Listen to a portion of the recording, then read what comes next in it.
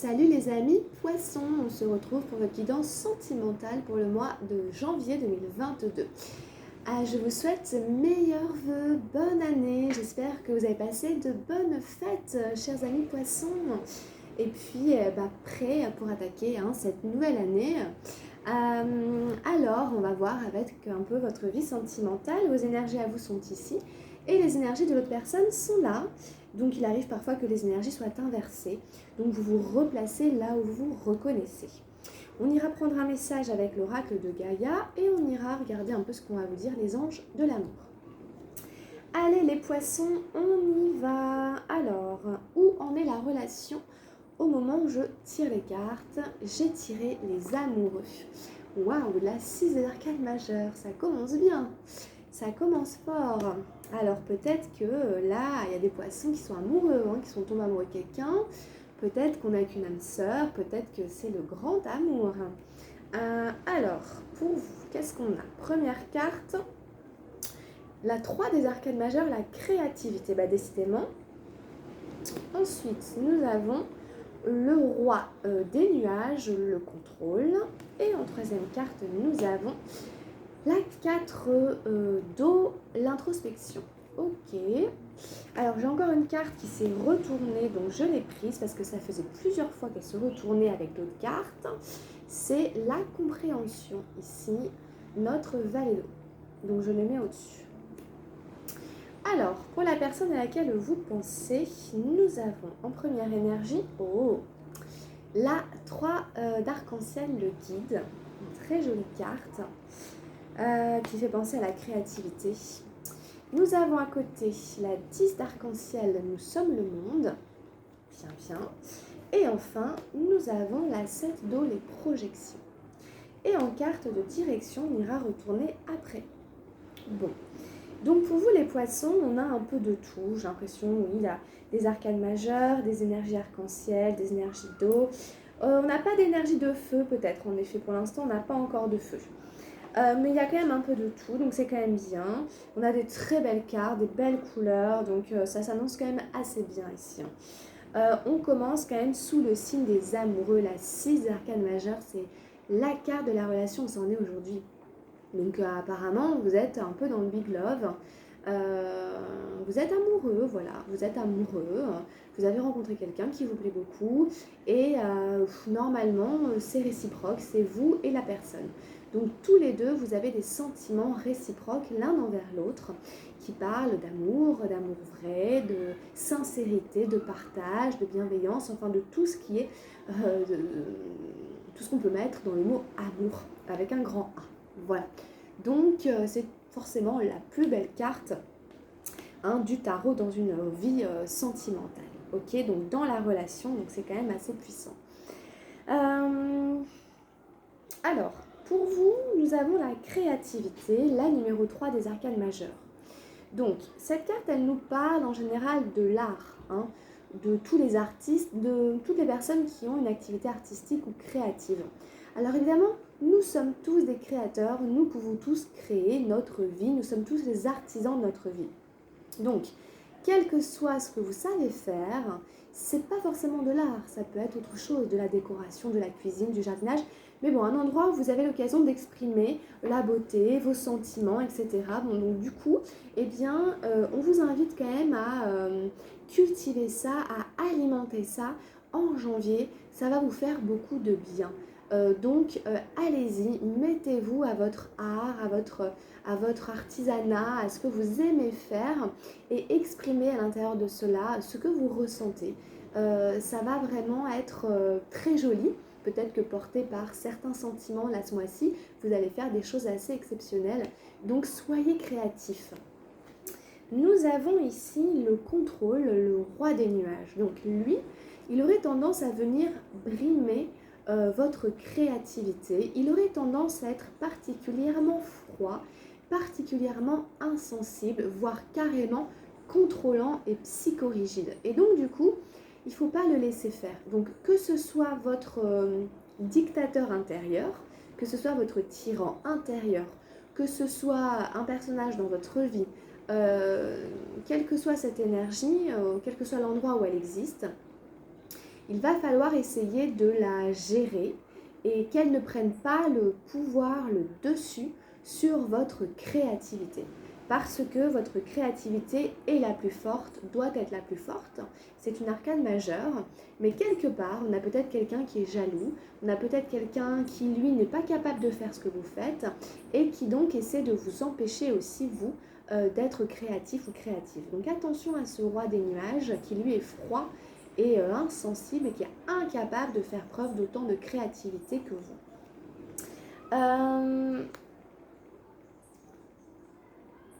Ensuite, nous avons la 4 d'eau, l'introspection. Donc, en fait, cette carte nous dit que vous avez tendance, ou vous aurez tendance en janvier à faire preuve d'introspection. Essayez d'aller chercher, en fait, à l'intérieur de vous des réponses. Pourquoi tel comportement? Pourquoi telle réaction? Qu'est-ce qui se passe? Ceci, quand je fais ceci, cela, etc. etc. Donc, essayez d'avoir une analyse, en fait, de la situation, ce qui n'est pas mauvais. Au contraire, c'est bien, c'est normal d'essayer de comprendre. Mais en fait, dans cette carte, on voit que le personnage, si vous voulez, il est parasité. Vous voyez, ses pensées sont parasitées par d'autres pensées, par d'autres sons de cloche. Et donc, en fait, cette personne n'arrive pas à faire l'analyse qu'elle voudrait faire de manière justement constructive.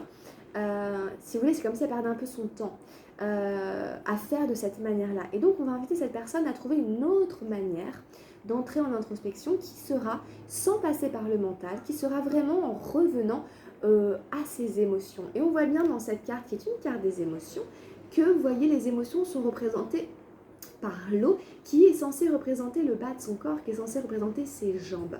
Donc on va vous ramener vers de la fluidité, du mouvement, de la circulation émotionnelle, des énergies, et un peu moins de mentalisation, un peu moins d'essayer de saisir les choses, de les comprendre, même de les contrôler par le mental.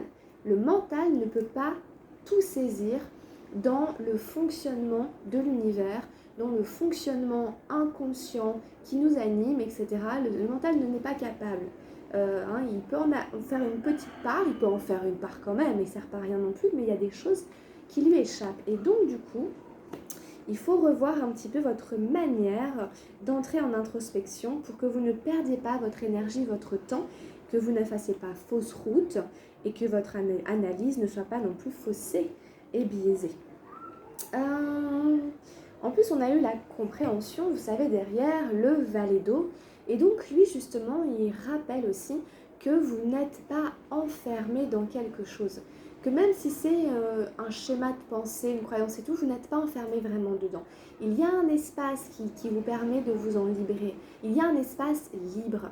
Après, c'est à vous de trouver, encore une fois, la circulation pour vous sentir à la fois en sécurité et à la fois à même d'aller chercher de la nouveauté, d'aller chercher plus d'excitation, plus de challenge, plus de défis, plus d'autres choses que ce que vous connaissez déjà, que de vous satisfaire de ce milieu, de cet environnement, de ces choses-là que vous connaissez, qui sont une zone de confort, qui sont une zone de sécurité, mais qui ne vous permettent pas d'expérimenter en autre chose et donc d'évoluer en fait, et donc de grandir et de vous expanser. Cet oiseau est dans une cage, mais la cage est ouverte et il peut s'envoler. Mais il hésite, il a peur, etc., etc. Donc, il y a une compréhension à avoir dans des notions de liberté ici.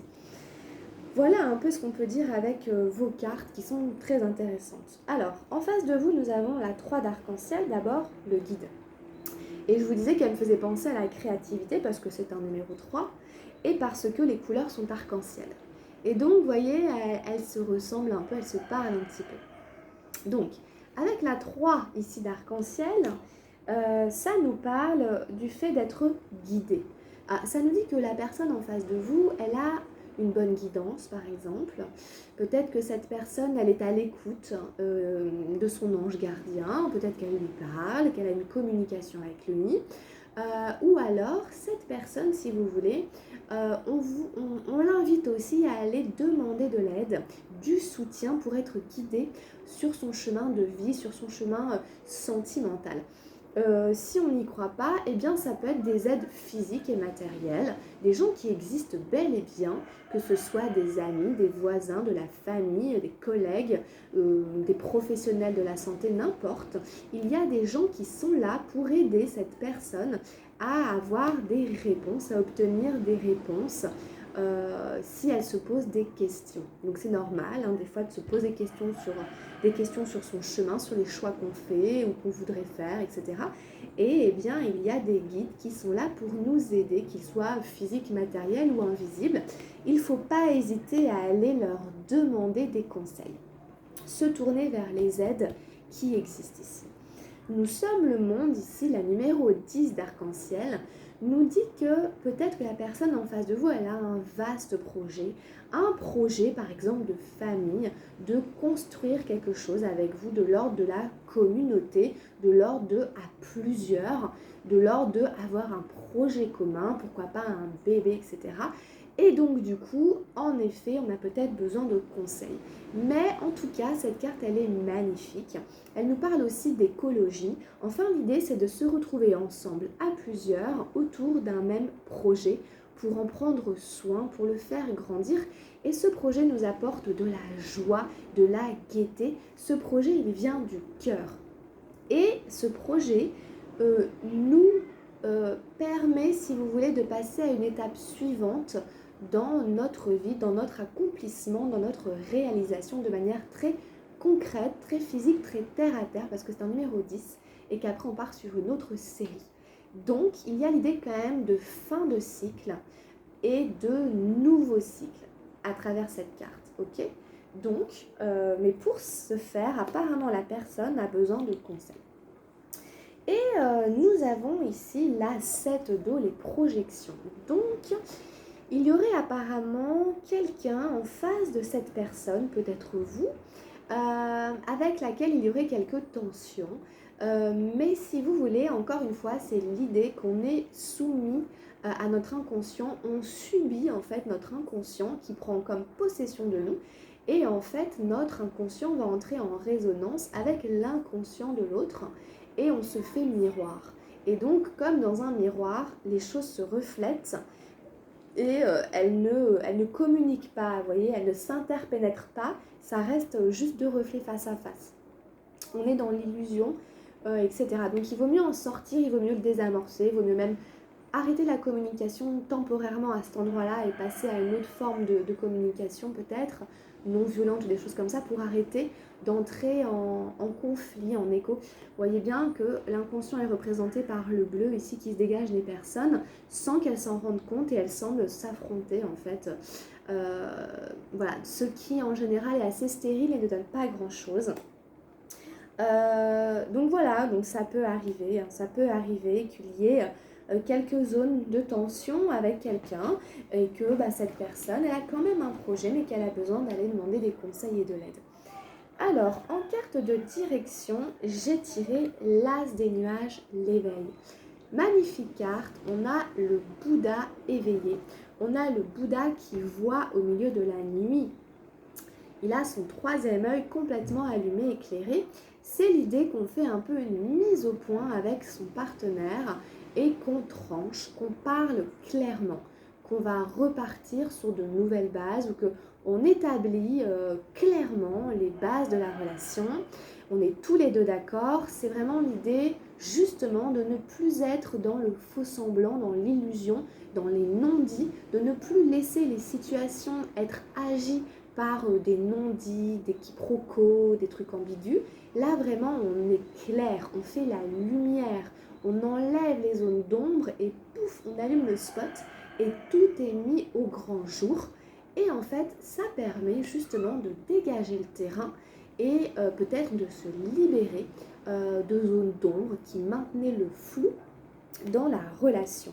Il peut y avoir un nouveau départ, il peut y avoir une décision qui est prise ensemble sur je ne sais quel projet ou n'importe quoi par rapport à la relation. C'est quand même un as, donc ça ouvre la voie à une route ici que vous tracerez vous-même avec la personne en ayant redéfini certaines bases, certaines règles, certaines manières de se vivre à travers la relation. Donc vraiment, on a un très très beau tirage. C'est quand même aussi l'idée, comme je disais, de sortir aussi des illusions, des faux semblants et tout, et de mettre les choses à plat, qu'elles soient claires et visibles. Ok, il n'y a pas de mensonge, il n'y a pas de... Voilà, il n'y a plus de choses comme ça, tout est clair, limpide, vrai, ok. On sait de quoi on parle et il n'y a pas de trucs louches. Donc voilà, quand même un tirage assez pas mal, on va dire. Alors, qu'est-ce qu'on a avec Gaïa pour les poissons? J'ai tiré Gaïa, la numéro 5. Sagesse, savoir, compréhension spirituelle. Donc c'est un peu l'éveil qu'on avait. Compréhension spirituelle. On a l'impression aussi qu'il y a comme une ascension spirituelle pour vous les poissons. Il y a quelque chose qui se passe quand même dans votre âme ici, que ça grandit. Alors on va aller la lire. La carte de Gaïa est la plus puissante de toutes. C'est vrai que c'est l'oracle de Gaïa, hein, donc c'est une carte importante dans cet oracle. Elle montre que vous possédez une puissante connexion spirituelle avec la Terre et une grande compréhension de la vie. La Terre-Mère vous remercie du respect que vous lui témoignez et de l'amour que vous avez pour les êtres vivants. Elle vous encourage à répandre autour de vous vos connaissances et votre sagesse avec gentillesse. Vous allez peut-être rencontrer des personnes partageant le même état d'esprit ou bien vous engager dans des actions concrètes pour restaurer l'équilibre et le bien-être de la Terre. Cependant, il ne s'agit pas d'une invitation à prêcher. Continuez simplement d'éclairer le chemin. Faites part de votre message uniquement à ceux et celles qui sont prêts à l'entendre et ne craignez pas les modifications actuelles de la Terre car tout évolue et se déroule comme prévu. La seule chose dont la déesse mère ait besoin, c'est d'un peu plus d'amour. Donc, c'est un peu la carte de Nous sommes le monde, de l'écologie, tout ça. Et il y a des choses un peu comme ça. Vous allez rencontrer des personnes qui partagent le même état d'esprit, où vous engagez dans des actions concrètes pour restaurer l'équilibre et le bien-être de la Terre. Bien sûr, on ne vous demande pas de convertir qui que ce soit, mais tout simplement de continuer à éclairer le chemin, c'est ça. Donc, c'est magnifique. Alors, les affirmations positives sont « Je communie avec la Terre-Mère, j'entends son appel et je lui rends grâce de son amour. Je partage sa sagesse avec autrui et j'éclaire le chemin. Tout évolue et se déroule grâce à l'amour. » Donc, en effet, si vous avez des connaissances, un savoir, une sagesse, vous pouvez vous en servir, éclairer le chemin, mais laisser les gens libres de vous suivre ou pas, de vous croire ou non. Voilà. Donc, tout évolue avec grâce et amour et vous partagez votre sagesse avec autrui, vous éclairez le chemin, vous entendez l'appel de la Terre-Mère et vous lui rendez grâce pour son amour. Mais écoutez, c'est quand même un joli tirage. Je vous rappelle que ça reste quand même une guidance générale et que si vous avez besoin d'une guidance personnalisée, vous pouvez me contacter via mon adresse mail pour une consultation privée. Alors, chers amis poissons, on va prendre quelques messages pour finir cette guidance avec les anges de l'amour pour vous. Alors, qu'est-ce que les anges de l'amour ont à nous dire? On a eu attention au drapeau rouge. Certains signes vous mettent en garde. Bon, ça dit que peut-être, justement, on ne vous dit pas tout. Peut-être que quelqu'un ici voit d'autres personnes ou ne met pas tous ses œufs dans le même panier ou garde quelqu'un sous le coude. Enfin, une vie, des relations, des activités dont il ne vous parle pas. Voilà, il y a quand même apparemment attention à des petites choses voilà. Un petit peu attention au drapeau rouge. Alors, qu'est-ce qu'on a d'autre avec les anges de l'amour pour nos amis poissons pour janvier 2022, pour ce début d'année? Aïe, j'en ai eu 3. Alors, j'ai eu la réconciliation. Une personne du passé revient dans votre vie. Alors vous verrez, parce que cette carte, si vous voulez, elle dit que bon, on va se rabibocher avec quelqu'un. Ça peut être avec quelqu'un avec qui on était en froid, avec quelqu'un avec qui on se faisait la guerre. Ça ne veut pas forcément dire qu'il faut repartir dans une relation amoureuse et tout. Mais bon, en tout cas, ça veut déjà dire qu'on sort du rapport conflictuel. qu'on remet de la paix dans un endroit où on était un peu en guerre. Donc c'est toujours mieux, hein, même si bon après on peut pas non plus s'entendre avec tout le monde, mais apparemment il y a quand même des... On cherche à se réconcilier ici avec vous ou vous avec quelqu'un, à apaiser quelque chose et à retrouver une forme peut-être de relation amicale ou en tout cas on va dire libérée de toute forme de ressentiment, de rancune, etc. ou d'amertume. Puis vous verrez bien ensuite ce qui se passera. Et nous avons, vous pouvez aimer sans crainte. Alors, ouvrez votre cœur pour donner et recevoir l'énergie la plus élevée entre toutes. Donc on vous invite quand même à garder le cœur ouvert pour pouvoir être en effet dans une forme de circulation d'énergie avec vous et avec votre entourage, pour pouvoir recevoir cette énergie qui est une énergie créative, constructive, énergie d'amour. C'est la plus forte, la plus belle, c'est celle qui donne la vie à tout ce qui est et qui met de la vie là où il n'y en a pas. Donc, voilà, laissez cette énergie circuler aussi à travers vous, puisqu'elle va vous faire du bien de toute façon. Voilà les amis poissons, écoutez, merci beaucoup de m'avoir suivi. Vous pouvez liker la vidéo. Merci à tous les abonnés parce que vous êtes nombreux. Donc merci beaucoup d'être là. Vous pouvez aller voir votre guidance générale et puis vos signes ascendants et lunaires pour compléter celle-ci. En tout cas, encore une fois, vous pouvez me contacter pour une consultation privée. Je vous souhaite encore une fois mes meilleurs vœux les poissons. Bonne année, bonne santé, plein de joie, d'amour et tout ce que vous voulez pour janvier 2022. Prenez bien soin de vous et on se retrouve très très vite. Gros bisous. Prenez soin de vous, à bientôt. Ciao, ciao.